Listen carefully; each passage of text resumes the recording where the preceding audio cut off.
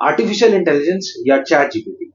हम सब ने आई थिंक मुझे लगता है हम इसके बारे में जरूर सुना होगा। और मुझे लगता है कि काफी लोगों के दिमाग में ये भी होगा कि चैट जीपीटी एक तरीके से गूगल सर्च का टूल ही है या गूगल सर्च जैसा टूल ही है। मैं आज इस वीडियो में यही बताना चाहता हूं कि एक्चुअली में गूगल सर्च और चैट जीपीटी में डिफरेंस है क्या, और चैट जीपीटी हमारी normal day to day life की एक्टिविटीज को कितना हेल्पफुल तरीके से और फ्लरिशिंग तरीके से हमको एक बहुत अच्छा और बहुत ऑर्गेनाइज्ड आउटपुट दे सकती है। आज हम इस बारे में बात करेंगे।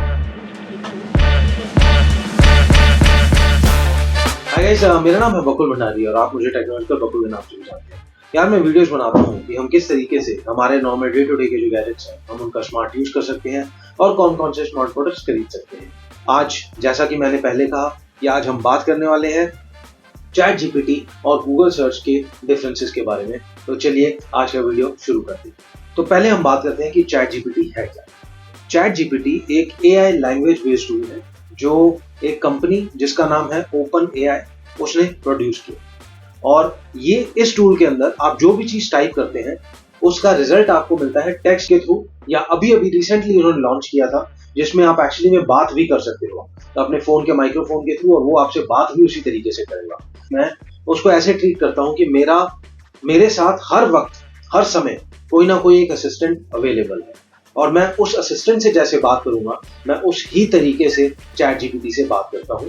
अब हम बात करते हैं कि गूगल सर्च क्या है। गूगल सर्च हम सब लोग जानते ही हैं, कई सालों से हम यूज कर रहे हैं इसे।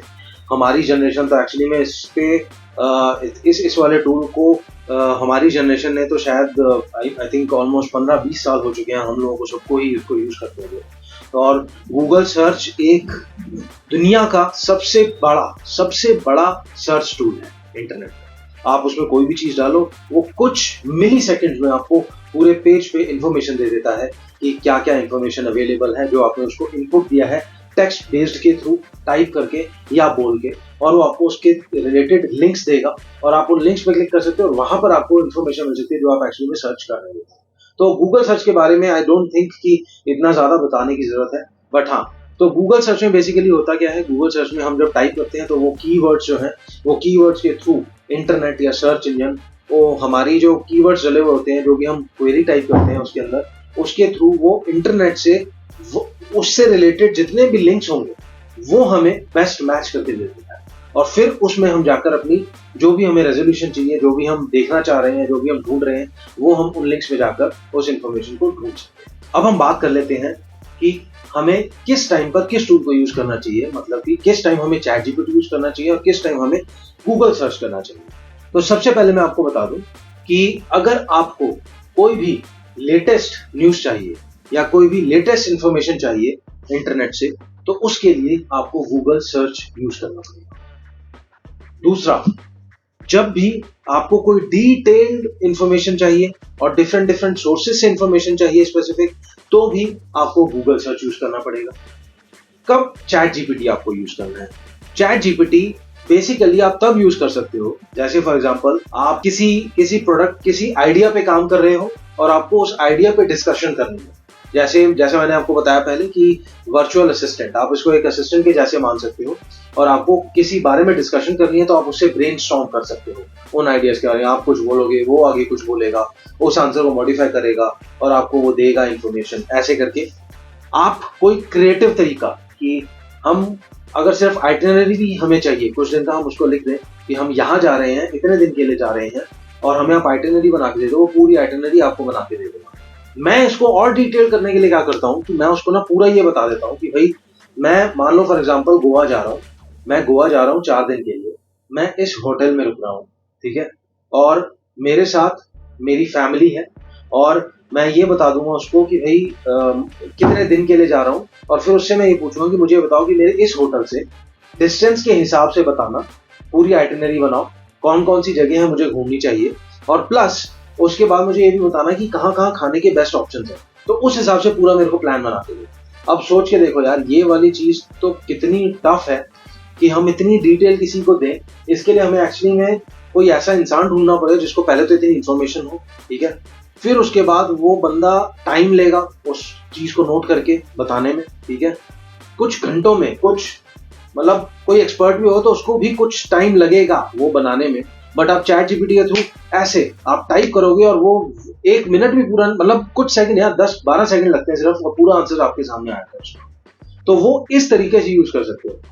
आप अपना रिज्यूमे बना रहे हो, रिज्यूमे आपको अपडेट करना है, आप अपने रिज्यूमे के बारे में इंफॉर्मेशन दो, अपने बारे में इंफॉर्मेशन उसको दो, वो आपको इंफॉर्मेशन देगा उसके बारे में, पूरा आपका रिज्यूमे बना के आपको देगा, आप बस उसको